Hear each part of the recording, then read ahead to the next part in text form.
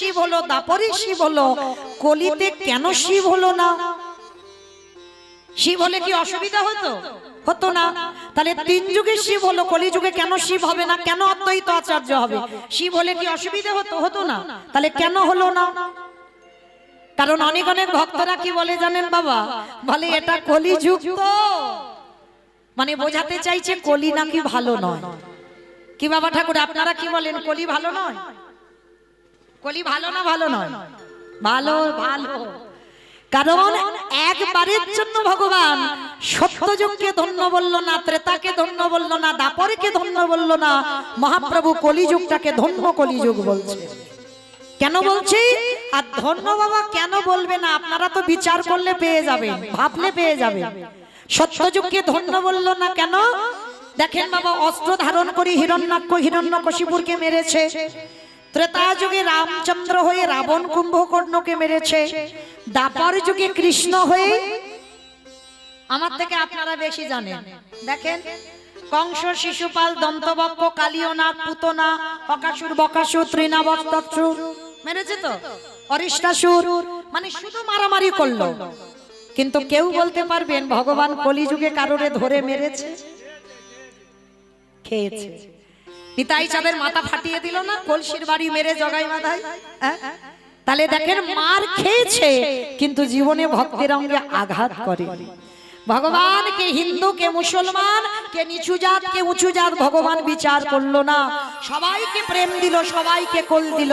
কেন? ভগবান জানেন এবি অস্ত্র না ধরিব, প্রাণে কারে না মারিব, প্রেম দিয়ে চিত্ত শুদ্ধি করির সংহার। কলির মানুষ এত ভালো মানুষ, কলির মানুষ এত শান্ত মানুষ, এদের জন্য মারামারি করতে হবে না, পেটাপেটি করতে হবে না, এদের একটু নাম আর প্রেম দিলে এরা উদ্ধার। তাহলে বাবা ঠাকুর কি বুঝলাম? কলি ভালো। তাহলে কলি যদি ভালো হলো, শিব ঠাকুর কেন আসছে না? এই তোমরা খুঁজে পেলাম কলি ভালো। তাহলে কলি ভালো হলো, তাহলে সত্যতে এলো, ত্রেতাতে এলো, দাপরে এলো, কলিতে কেন শিব হলো না, অদ্বৈত হলো? অপরাধ। সামান্য একটা অপরাধের জন্য বাবা আর আসতে পারছে না, শিব রূপটা ধরতে পারছে না। অপরাধটা কি? এই অপরাধের কথা জানতে গেলে বাবা একটুখানি সবাইকে যেতে হবে আমাদের মহাভারতে যুধিষ্ঠির রাজস্বয় যজ্ঞে। এই মহাভারতে যুধিষ্ঠির মহারাজ করেছিল রাজস্বয় যজ্ঞ বাবা। এই রাজস্বয় যজ্ঞে ভগবান কৃষ্ণ সবাইকে দায়িত্ব দিয়েছিল, কিন্তু যুধিষ্ঠির মহারাজ বলেছিল, কৃষ্ণ কৃষ্ণ তুমি তো সবাইকে দায়িত্ব দিয়ে দিচ্ছ, তুমি নিজে কোনো দায়িত্ব পালন করবে না। ভগবান আমার একটু মুচকি হেসে বলেছিল, দাদা আমি তো সবাইকে একটা করে কাজ দিয়েছি, আর জানো আমি তো আমার নিজের জন্য দুটো দায়িত্ব আলাদা করে ফেলে রেখেছি। সে কি? সবাইকে একটা করে কাজ, আর তুমি তোমার নিজের বেলা দুটো কাজ। কৃষ্ণ কি কি কাজ করবে তুমি আমার যজ্ঞে? বলে জানো দাদা, আমার এই যজ্ঞে প্রথম কাজ হবে, যত যত সাধুগুরু ব্রাহ্মণ বৈষ্ণব আসবে, যত যত ভক্ত আমার দুয়ারে আসবে, আমি কৃষ্ণ দয়াময় হয়ে সবার প্রথমে আমি নিজের হাতে তাদের চরণ যুগলাগে ধৌত করে দেব। চমকে উঠেছে যুধিষ্ঠির মহারাজ, অসম্ভব। কৃষ্ণ কে কোন জাতের মানুষ আসবে জাতের ঠিক নেই, আর তুই সবার পা ধোবাবি? আর কি জগতে কোনো কাজ ছিল না? আমার যজ্ঞে কি কাজ ছিল না? তুই পা ধোয়ার কাজগুলো করবি কেন? ভগবান আমার একটু মুচকি হেসে বলছে, দাদা কাজ অনেক ছিল, কিন্তু আমি এই পা ধোয়ার কাজটা কেন নিলাম জানো? নিজে আচরি ধর্ম জীবেরই শিখায়, নিজে না করলে ধর্ম জীবকে শেখানো না যায়। এই কথাটা বাবা খুব গুরুত্বপূর্ণ কথা, ভাববেন, একটু অনুভব করবেন। এই কথাগুলো আমাদের মতো কীর্তনিয়ারা আমরা খুব বলি, নিজে আচরি ধর্ম জীবের শিখায়, নিজে না করলে ধর্ম জীবকে শেখানো না যায়। আচ্ছা বলেন তো বাবা, এই যে আমরা শিক্ষার জায়গায় দাঁড়িয়েছি, যদি আমাদের চেতনা না হয়, যদি আমরা সাধুগুরু ব্রাহ্মণ বৈষ্ণব দেখলে বাবা নত হতে না জানি, আমরা যদি আমাদের পিতামাতাকে শ্রদ্ধা ভক্তি না করি, আমরা শিক্ষার জায়গায় দাঁড়িয়ে বাবা আমরা যদি কৃষ্ণ বলে না কাঁদি, তাহলে অপর কি বাবা আমাদের মুখের ভাষা শুনে শিক্ষা হবে বলে মনে হয়? আগে নিজেকে ঠিক হতে হবে।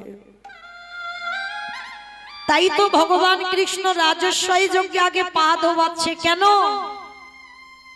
সমাজকে শিক্ষা দিলেন। যারা রামায়ণ মহাভারত জ্ঞানী তারা বুঝবেন বাবা সম্পূর্ণটাই জীব শিক্ষা। সমাজকে শিক্ষার জন্য মহাভারত, সমাজকে শিক্ষার জন্য রামায়ণ। তাহলে ভগবান কৃষ্ণ যজ্ঞে পা ধোয়াচ্ছে কেন? তার একটাই মাত্র কারণ, এই সমাজকে শিক্ষা দিচ্ছে ভগবান, নিজে আচরণ করে জগৎকে শেখাচ্ছে। ওরে জগৎ, তোদের বাড়িতে যদি সাধুগুরু ব্রাহ্মণ বৈষ্ণব যায়, সবার আগে চেষ্টা করবি নিজের হাতে দুটো চরণ যুগলে যেন আগে ধৌত করা হয়।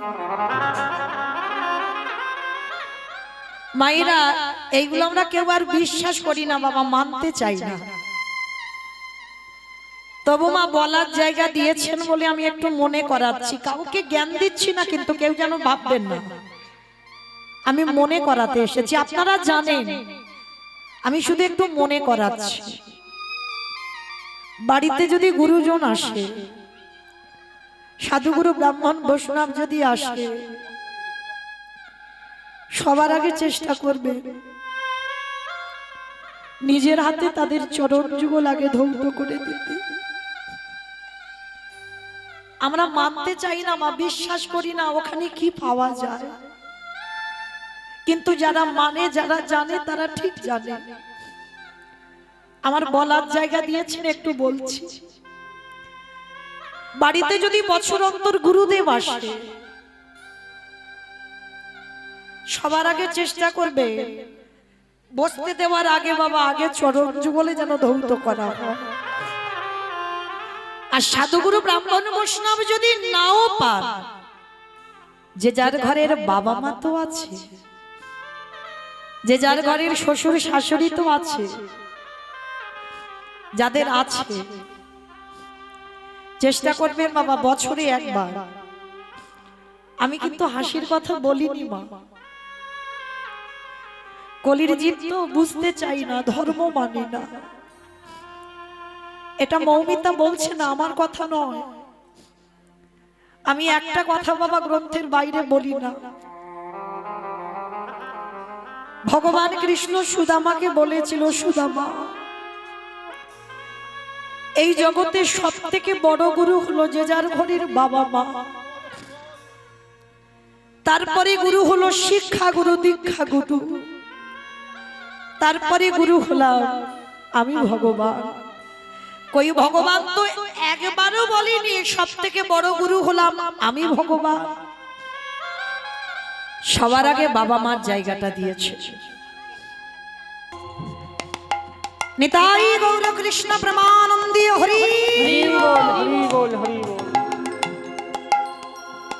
তাই চেষ্টা করবেন ঘরে যদি পিতা মাতা বা শ্বশুর শাশুড়ি থাকে, আমি রোজ বলে যাচ্ছি না মা, অন্তত বৎসরে একবার অনুভব করে দেখতে হবে বাবা। বিবেককে প্রশ্ন করতে হবে যে মা 10 মাস গর্ভে ধারণ করলো, যে মা কত রাত না খেয়ে সন্তানকে খাওয়ালো, কত রাত না ঘুমিয়ে যে সন্তানকে মানুষ করলো।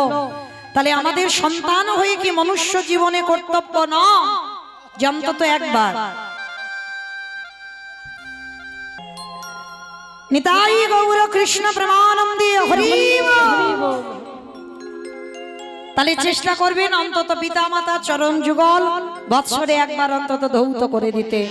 ভগবান বলছে যে পিতা মাতাকে শ্রদ্ধা করে, ভক্তি করে, তাকে যেতে হয় না নবদ্বীপ, বৃন্দাবন, হরিদ্বার, দক্ষিণ ভারত, পশ্চিম ভারত, কোথাও যেতে হবে না। কারণ তার দরজায় যে জীবিত ভগবানকে সেবা করে তার দরজায় ভগবান আজীবন কাল বন্দী হয়ে থাকে। নিতাই গৌর প্রেমানন্দে হরি বল।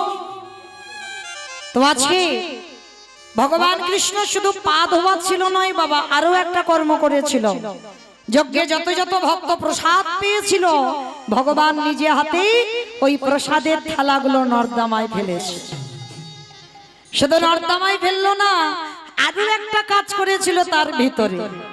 ভক্তদের এঁঠো পাতাগুলো যেখানে ফেলছে না সেইখানে গিয়ে বাবা ভগবান কৃষ্ণ একটু করে এঁঠো তুলে নিয়ে আজকের ভগবান সারা গায়ে মাখছে। যুধিষ্ঠির মহারাজ দেখে বলল, কৃষ্ণ কৃষ্ণ, আজকে তুই ভক্তদের পা ধোয়াচ্ছিস সেটা মেনে নেওয়া যায়, ভক্তদের এঁঠো পাতা পরিষ্কার করছিস সেটাও মেনে নেওয়া যায়, কিন্তু কৃষ্ণ ওই এঁঠো গুলো তুই সারা গায়ে মাখছিস কেন? ভগবান মৃদু হেসে বললেন, দাদা এই জগতে সবাই পাপ করে, সবার পাপের বিচার আমি কৃষ্ণ দয়াময় করি, কিন্তু শোনো শোনো দাদা, এই জগতে সবার বিচারে যে করে সে যদি কোনোদিন পাপ কর্ম করে ফেলে, জানো দাদা আমার মতো মহাপাপী আর কি গুনাহ। আমি সবাই গৌর হরি বল হরি বল।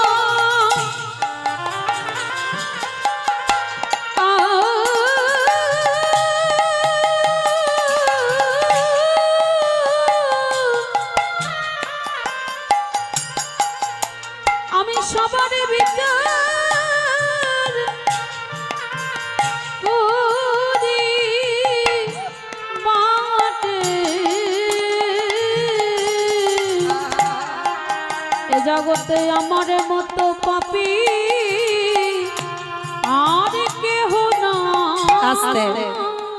যুধিষ্ঠির মহারাজ বলছে, কৃষ্ণ তুই নিজেকে বলছিস পাপী, কি এমন পাপ করেছিস? বলে, দাদা আমি পাপটা তো কৃষ্ণ হয়ে করিনি, করেছিলাম রাম অবতারে। রাম অবতারি পাপ করেছিস? কি পাপ? বলে, আমি একটা মণিপুত্রকে হত্যা করেছিলাম। সেই মণিপুত্রটাকে না বিশ্বসভার মণির ছেলে, যার নাম ছিল রাবণ। রামচন্দ্র অকাল বোধন দুর্গা পূজা করেছিল, আর সেই রাবণকে বধ করে রামচন্দ্রের সর্বশরীরটা পাপী হয়ে গেল। আর সেই পাপটা ধুচ্ছে কবে না যুধিষ্ঠির রাজস্বই যজ্ঞে। মানে রাম অবতারে পাপ করেছে আর কৃষ্ণ অবতারে ধৌত করছে। এবার যেই না কৃষ্ণ অবতারে বাবা ধৌত করছে, দরজায় দাঁড়িয়েছে, যারা যারা আসছে পা ধোয়াচ্ছে আর যজ্ঞের ভিতরে ঢোকাচ্ছে।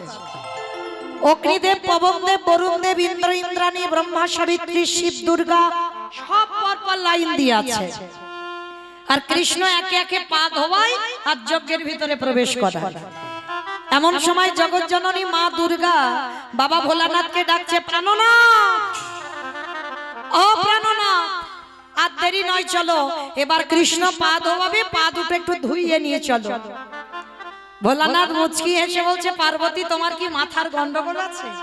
হ্যাঁ, কৃষ্ণ পা ধোয়াবি আর আমার মতো পাপীর পা দুটো বাড়িয়ে দেব? শোনো, তোমার যদি এত ধোয়াবার ইচ্ছে হয় তো তুমি লাইনে দাঁড়াও। তা মা দুর্গাকে লাইনে রেখে বাবা কি করেছে, বেলাইনে চলে গেছে, আড়ালে চলে গেছে। আর আড়ালে গিয়ে মনে মনে চিন্তা করছে, কৃষ্ণের চোখে ধুলো দিয়ে যজ্ঞের ভিতরে ঢুকবো। আচ্ছা মায়েরা, মানুষ মানুষকে ঠকাতে পারে, মানুষের সঙ্গে চালাকি হয়, কিন্তু ভগবানের সঙ্গে হয় বাবা? বলিব, এই যে আমি কীর্তন গাইছি না, মনে মনে করছেন আমি উঁচু জায়গায় দাঁড়িয়ে সবাইকে দেখতে পাচ্ছি, আমার চোখে ধুলো দেওয়া যায়। কে কীর্তন শুনছে, কে গল্প করছে, কে হেসে যাচ্ছে, কে কেঁদে যাচ্ছে, আর কে বসে বসে, আমি কিচ্ছু দেখতে পাচ্ছি না। কিন্তু ওই যে ছেলেটা বাঁশিটা বাজাচ্ছে, কি বাবা ফাঁকি দেওয়া যাবে? তার তো চোখ চারদিকে ঘুরে ঘুরে বেড়াচ্ছে, কে কি করে দেখি হরিবাসরে। তো এইবার কৃষ্ণ কি করেছে, হেঁট হয়ে পা ধোয়াচ্ছে, আর বাবা ভোলানাথ কৃষ্ণের চোখে ধুলো দেবে বলে আড়ালে গিয়ে কি করেছে জানো, দুম করে একটা কুকুর হয়ে গেছে। কারণ বৈষ্ণব ঠাকুর কুকুর হলো কেন, পৃথিবীতে যত পশু পাখি আছে বাবা, কুকুরের থেকে প্রভু ভক্ত আর কেউ হবে না। আর কুকুর হয়ে যেই না বাবা আজকের পিছন থেকে গুটি গুটি পায়ে আসছে, আর এসে বাবা পায়ের মাঝখানটা ফাঁকা মতো দেখেছে, আর ফাঁকা মতো দেখতেই ওই জায়গাতেই ওই জায়গা দিয়ে প্রবেশ করবে ভোলানাথ কুকুর রূপটা ধরে। আর ভগবান ইচ্ছা করে পা ধৌত করছে, অন্য মনস্ক হয়ে আছে, আর আমার ভোলানাথ পিছন থেকে কুকুর হয়ে সবে মাত্র পায়ের ফাঁক দিয়ে মাথাটাকে, আর যেই না মাথাটা দেওয়া আমার ভগবান চালাকি করে হাঁটু দুটো নিয়ে কুকুরের কানের কাছে চেপে দিয়েছে। এইবার দেখ কেমন লাগে। আর যেই না কানের কাছে চেপে দিয়েছে বাবা, কুকুর কি করবে, ছটফট করবে না? বারবার বলছে কৃষ্ণ ছেড়ে দে, কৃষ্ণ ছেড়ে দে, কৃষ্ণ ছেড়ে, বলে ছাড়বো বলে ধরি নাই। হে বৈষ্ণব গোসাই, হে বৈষ্ণব গোসাই,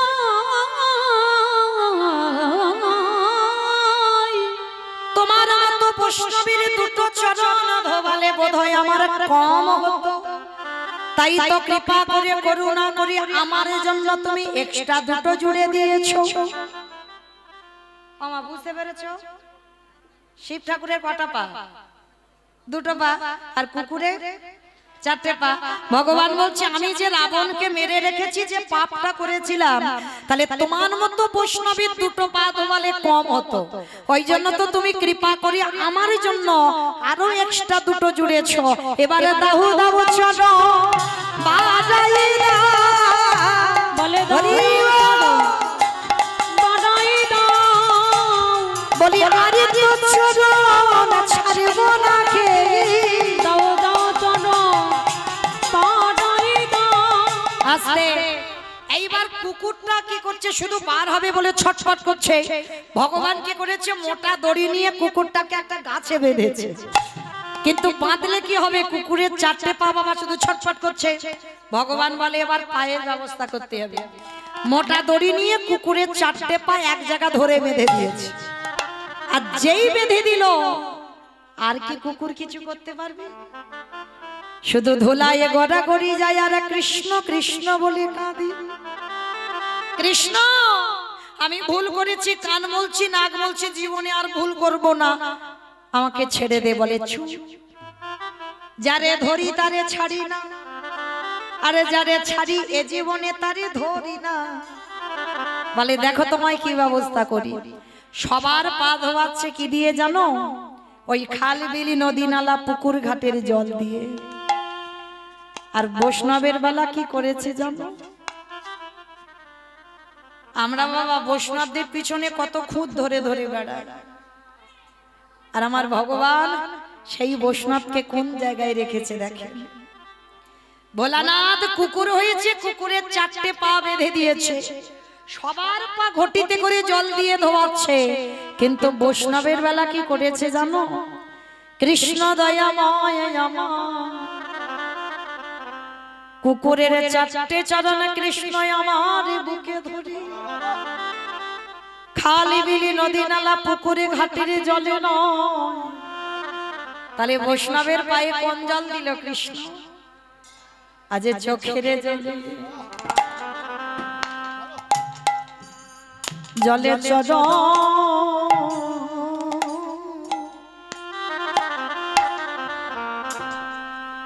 চরণ ধোবা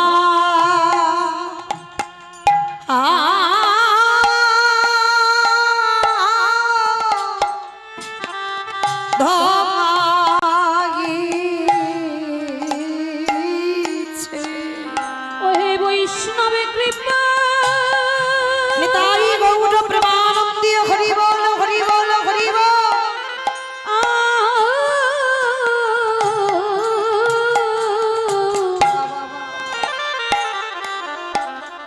ওহে বৈষ্ণবে কৃপা, কৃপা করো বলে কৃষ্ণ আজ চোখের জলে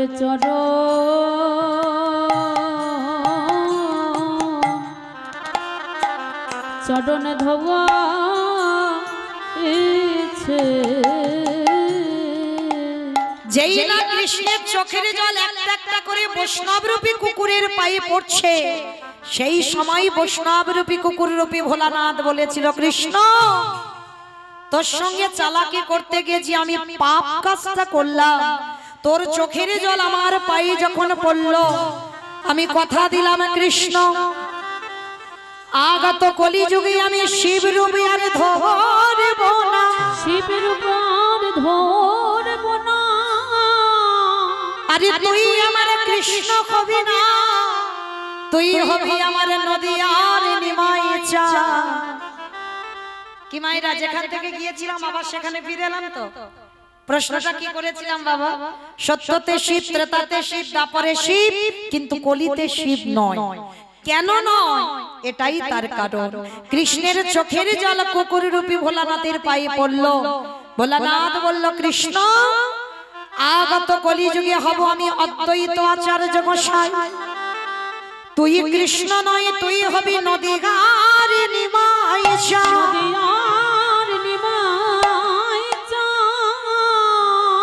আমি 12 বৎসর তুলসী ভাসিয়ে তোকে আহ্বান করব, কথা দে কারোর ডাকে তুই আসবি না, আমার ডাকে তোকে আসতে হবে। আর শোন, তোর থেকে আমি 52 বছরের বড় হব। আরে বড় হইও যেদিন আমরা দুজনে মুখোমুখি হব, শান্তিপুর থেকে আমি নদিয়ায় যাব, তুই বৃন্দাবন থেকে নদিয়ায় অবতীর্ণ হবি। যেদিন তুই আর আমি দুজনে মুখোমুখি হব, এই যে রাজস্বাই যজ্ঞে তোর চোখের জল কুকুরের পায়ে পড়ল, এই কুকুর তোর কাছে ঋণী হয়ে গেল, এই ঋণ কলিযুগে শোধ করবে। আমি অদ্বৈত হব, তুই আমার নিমাই হবি। ওরে এমনি করে সাজাও আমি ধোবাইব, যেদিন নদিয়াতে নিমাই হবি, এমনি করে চরণ ধোয়াইব। আস্তে তাহলে বাবা ঠাকুর আজকের পরিষ্কার বোঝা গেল, যার জন্য কারোর ডাকে এলো না। আজকের এসেছিল নবদ্বীপের মাটিতে অদ্বৈত আচার্যের আহ্বানে, সেই কৃষ্ণ কলিযুগে গৌর হলো। আর যেদিনে এসেছিল নদিয়ার অবস্থাটা কেমন ছিল জানো? আজ নবদ্বীপের ভাবটা কেমন ছিল? চৈতন্য মহাপ্রভুর ঠিক ভর দুপুর বেলা ওই নবদ্বীপের সুরধ্বনি গঙ্গার তীরে কি করছে? আজ কামিনী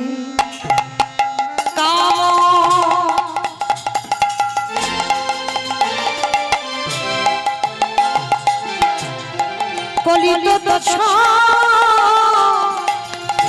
মানস কামিনী কাম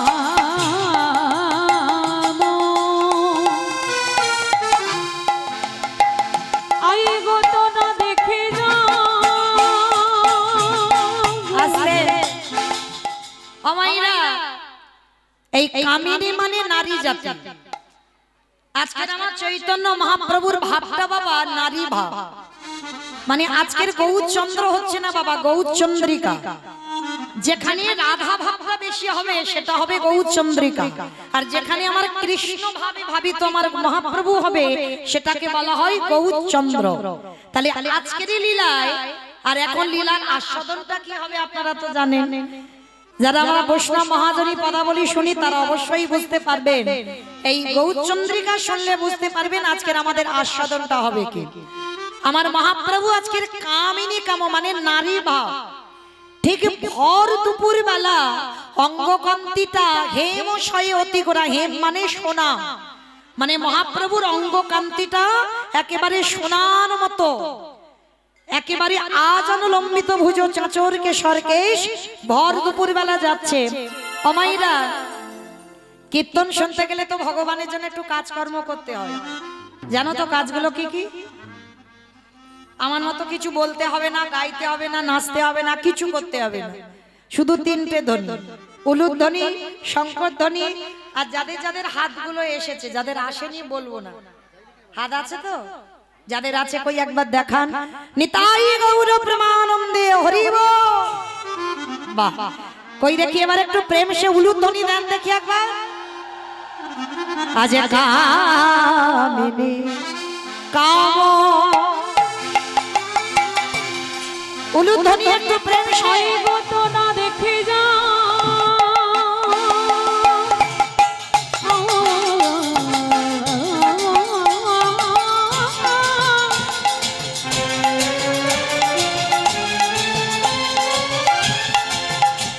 আমার গৌর হদে রে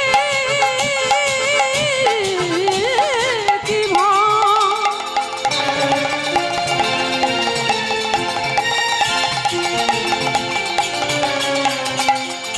গণনে ভাবে তো কিছু বুঝানো যায়, তোটা দেখে যা দেখে যা। নিতাই গৌর হরি আজ কামিনী কাম, কলিত তো মানস গতি অজু গজজিনি মন্দ, আমার গতি অজু গজদিনী মন্দ। আস্তে। আমার গজ মানে কি গো? গজ মানে নাকি ঘোড়া? হাতি। গজ মানে হাতি। এই জায়গাটা আমার একটু মন দিয়ে শুনবেন। হাতি দেখেছো? দেখেছো? সরাসরি অনেকে না দেখলেও সিনেমা টিনেমা তো দেখেছো। আচ্ছা, হাতি যখন হেঁটে যায় হাঁটার ভঙ্গিমাটা দেখেছো? একটু দুলে দুলে যায় না? দেখবেন, অপরাধ নেবেন না। কোন কোন নারী, এটা কাউকে উদ্দেশ্য করে বলছি না, এটা দেখবেন স্বভাব, তাদের হাঁটা চলা দেখলে বোঝা যায়। কোন কোন নারী যখন দেখবে রাস্তা দিয়ে হেঁটে যায়, তার পিছন থেকে দেখলে মনে হবে বাবা ঠিক হাতির মতো যেন দুলে দুলে যাচ্ছে। আছে না?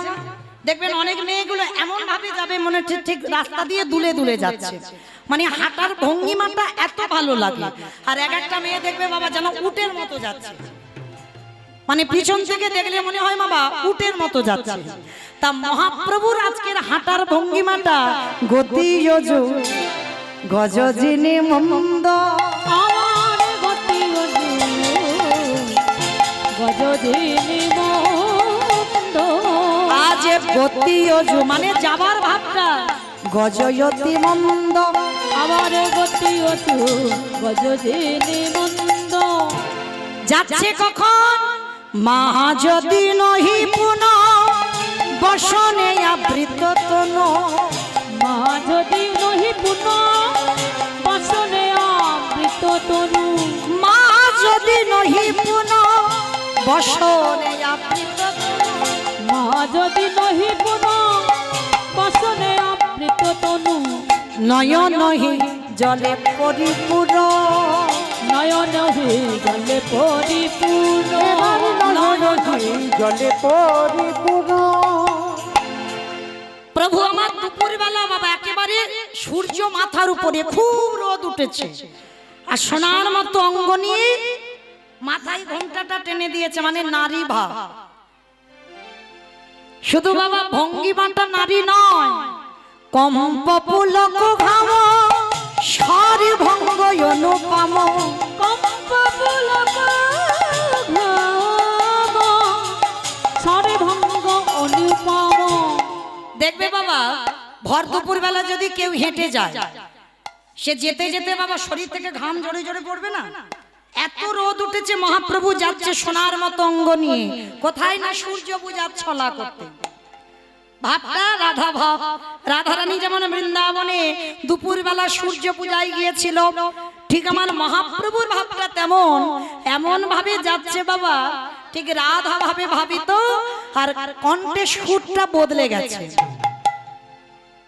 কিরকম দেখবে বাবা, কোন কোন পুরুষ কথা বলবে পুরুষের মতো, কিন্তু যখন গান গাইবে দেখবেন নারী কণ্ঠ। যেমন আমার এই ভাইটি রোলান বাজাচ্ছে, বুঝতে পারছো? নারী না পুরুষ? বুঝতে পারছো না? দেখতে পুরুষ কিন্তু কণ্ঠের সুরটা বদলে গেছে, নারী হয়ে গেছে। তো আজকের আমার মহাপ্রভুর ভাবটা তেমন, শুধু আজকের কণ্ঠের সুরটা বদলাইনি, নয়ন হে জলে পরিপূর্ণ, নয়ন হে জলে পরিপূর্ণ, আজ পূরবের কথা মনে হলো, আজ পুরবীর কথা মনে হলো, বলি আমারে আমার গৌর হরি, আজ পুরবের কথা মনে হলো। তো মহাপ্রভু যখন যাচ্ছে মনে পড়েছে রাধা ভাব বৃন্দাবনের কথা, আর যখনই মনে পড়েছে লীলার পাশে দাঁড়িয়ে বৈষ্ণব মহাজন কি করছে জানো? বামে ভুজই বসনে মগ ঝাঁপই, বামে নয়নে ঘন চাঙা, বাম নয়নে ঘন চা আস্তে